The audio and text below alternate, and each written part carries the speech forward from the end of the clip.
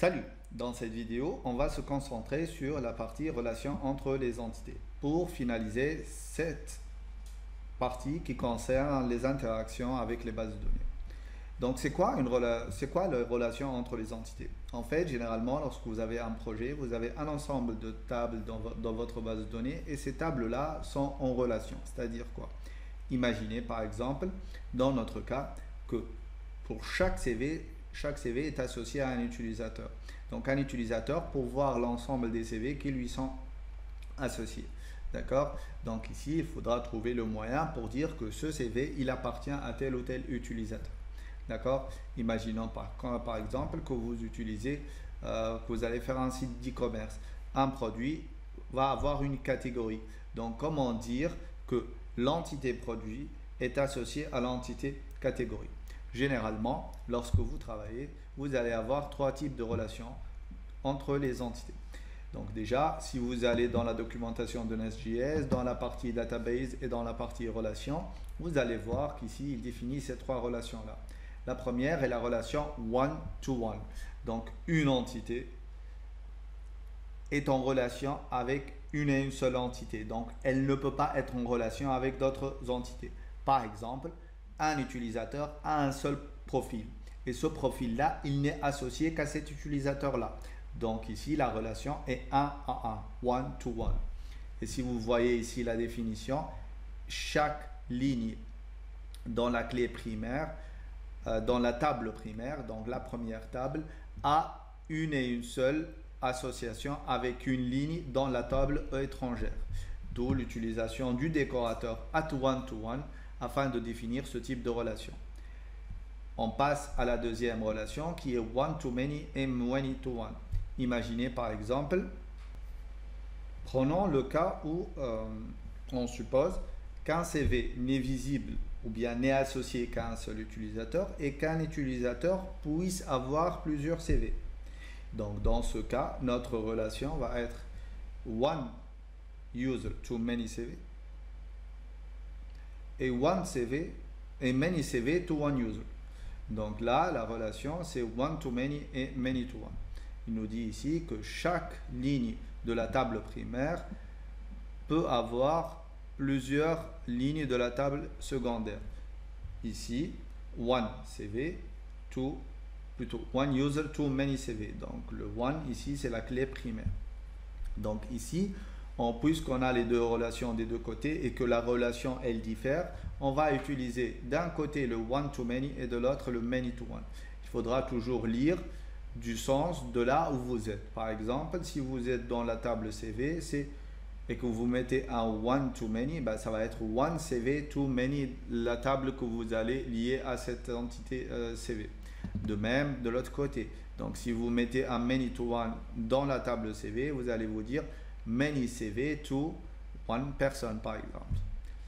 Finalement, on a la troisième relation qui est la relation many to many. Imaginez avoir une table spécialité.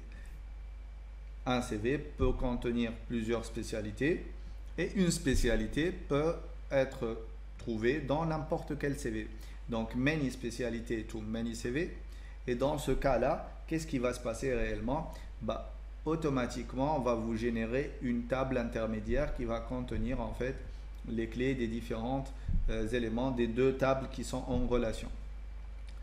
Donc ici, ils vont nous dire comment on peut définir ça. Déjà, avant de faire ça, je vais aller créer un nouveau module.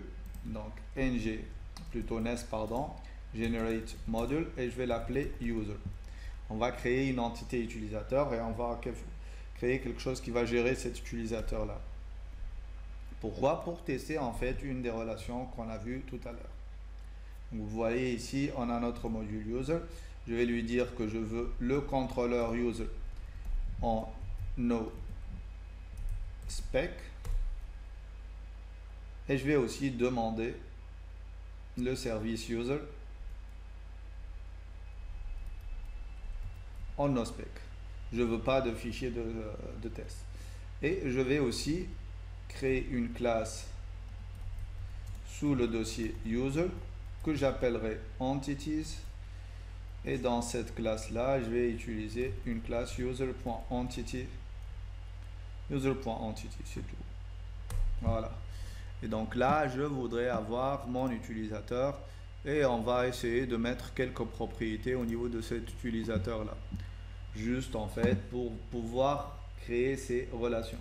Donc là, on va avoir un nouveau module qui est le user avec ses entities et avec notre...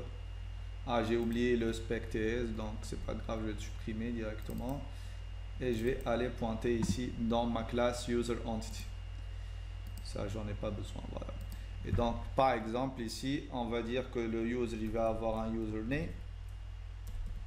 Il va avoir un ID qui est de type number, un username qui est de type string, mais si un email par exemple qui est de type string. Et si on a besoin en fait d'ajouter d'autres propriétés, dans le cas où on aura une nouvelle fonctionnalité, pardon, on va l'ajouter automatiquement. Donc ici, à ce niveau-là, je vais venir là et je vais lui dire at primary column generated column. Donc c'est une clé primaire. Voilà. Je vais dire que ça va être une entité et que cette entité-là, bah, elle va s'appeler user.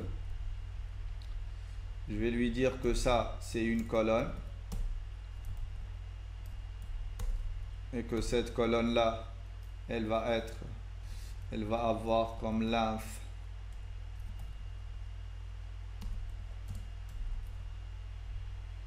50, je ne veux pas avoir plus de 50 caractères pour mon username, et que ça va être une colonne,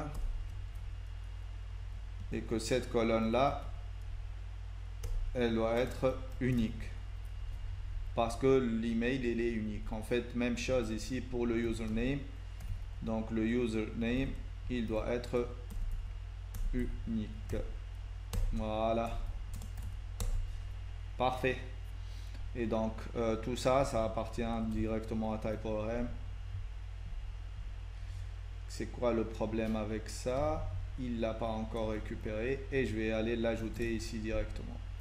Voilà, ça marche. Donc là on a notre entité. Si vous voulez vérifier est-ce que ça marche ou pas au niveau de votre base de données, bah, vous venez ici et là lorsqu'on va aller au niveau de cette base CVTech, on va se rendre compte que l'utilisateur a été ajouté et qu'il a les trois propriétés que nous voulons maintenant. Ok, donc là on va réfléchir un petit peu sur comment on peut gérer cette relation là. Donc qu'est-ce qu'on a dit nous? On a dit qu'on voudrait que un utilisateur il puisse avoir plusieurs CV. Donc je vais aller chercher mon entité CV. Donc là au niveau de mon CV, je vais aller chercher l'entité. Voilà. Et je vais juste aller ici, faire un split vertical. Voilà, ça c'est bien. Supprimer ça et je vais avoir les deux entités l'une en face de l'autre. Parfait. Ici, on peut extendre aussi le timestamp entities. Et vous voyez, en juste faisant un petit extend, vous allez voir que là au niveau de la base de données, hop, lorsque je vais au niveau du user, je vais avoir toutes les propriétés relatives à ce timestamp là. Parfait. Maintenant on va voir. Donc il nous dit ici que pour définir une relation entre les entités, il faut utiliser le décorateur correspondant. Par exemple ici, nous on veut faire du one to many ou bien du many to one. Donc à nous de voir comment on peut gérer ça. Donc ici dans notre cas, quelle est la relation qu'il y a entre les CV et le user? En fait, c'est simple. Je vais juste fermer ça pour avoir plus d'espace. Un utilisateur, donc one user for many CV. Donc ici, le one to many va être ici et le many to one va être là. En fait, en utilisant les deux, on va faire ce qu'on appelle une relation bidirectionnelle. Or, ici, on n'est pas obligé de le faire. Donc, est-ce qu'on a besoin d'avoir dans le user tous les CV ou non? Donc, ici, on va faire les deux. Donc là, à ce niveau-là, je vais venir dire écoutez, je veux avoir un user, d'accord, qui est de type user entity. Ok, donc ça va me permettre en fait de définir le type de cette entité là, d'accord, parfait. Ensuite je vais venir dire que ici au niveau de mon user, je vais avoir many CV to one user. Donc ici je vais utiliser ce many to one là. Je vais juste corriger ce truc là. Là il va appartenir ici. Qu'est-ce que j'ai fait? Donc ici je vais ajouter many to one. Voilà, ça marche. Ok, donc nous on a notre many to one. Donc là il faudra voir avec la documentation qu'est-ce qu'on doit mettre au niveau de ce many to one là. En fait, pour pouvoir gérer ce many to one, il faudra passer en premier paramètre. Je suis désolé. Il faudra passer en premier paramètre cette arrow function là. Elle fait quoi en fait? Elle nous donne le type de l'entité avec laquelle on va s'associer. Donc ici, je vais venir au niveau de mon code, dire, écoutez, ici, je peux laisser vide ou bien faire comme ça, type, et le type de cet élément là, ça va être l'entité user entity. Et en deuxième paramètre, ça va être pour un utilisateur de type user entity, je devrais avoir une propriété de l'autre côté qui s'appelle CV. D'accord? Plutôt user.cv. Voilà. Ça veut dire que dans le user, tu dois trouver quelque chose qui s'appelle CV, puisqu'on a dit qu'on allait faire quelque chose de bidirectionnel. Là, je vais venir de l'autre côté et je vais lui dire, bah ici, je vais avoir des CV, donc ici, ça va être CV à la fin S, qui vont être de type quoi? CV entity, et ça va être un tableau. Ok? Et là, je vais lui dire, bah maintenant, for one user, je vais avoir many entity de type CV. Ok? Et donc là, je vais avoir la même chose. Le type de cet élément-là, ça va être quoi? Bah, ça va être CV entity. Je vais lui dire quel est le type de l'élément que je vais associer à toi. Et en deuxième paramètre, je vais lui dire si tu as un CV, bah, va me chercher la propriété quoi? La propriété user. Voilà. Et là, ça marche, il n'y a plus d'erreur. Donc, juste ici, il faut que j'ajoute le one-to-many au niveau de l'ensemble des éléments que je vais utiliser. Et donc là, on a pu créer cette relation entre les deux éléments. Donc, on a lié ces deux tables-là, ces deux entités-là. Et donc, si on regarde ici, est-ce qu'il y a un problème? Il n'y a pas de problème. Si on va au niveau de notre base de données, donc ici, puisqu'on a fait une relation 1 à plusieurs, donc en fait, c'est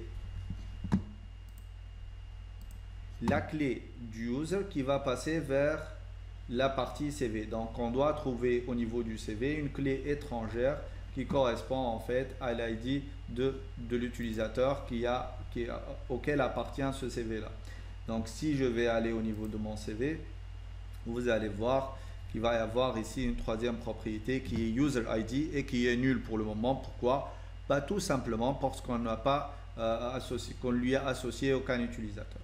D'accord? Bien sûr, si vous allez dans la documentation, vous allez voir qu'il y a plein d'autres options que vous pouvez utiliser au niveau de ces relations-là. Donc, parmi ces options-là, le troisième paramètre que vous pouvez utiliser au niveau de votre annotation. Donc, je vais revenir au code. Là, par exemple, ici, vous avez en troisième paramètre un tableau d'options. D'accord? Ce tableau d'options là, il vous permet en fait d'avoir plusieurs façons de faire. Prenons l'exemple de cascade. Ici, cascade, elle va prendre en paramètre un booléen qui est true pour dire que tout est bon. Je veux que tout soit en cascade, ou bien vous choisissez ce que vous voulez. C'est-à-dire quoi en cascade? C'est-à-dire que par exemple, si j'insère un CV et que j'y mets un utilisateur, un user, N'attendez pas à ce que je le fasse moi, cette insertion-là, mais insérez-le en cascade, c'est-à-dire insérez-le avec moi. De même pour l'update, de même pour le remove.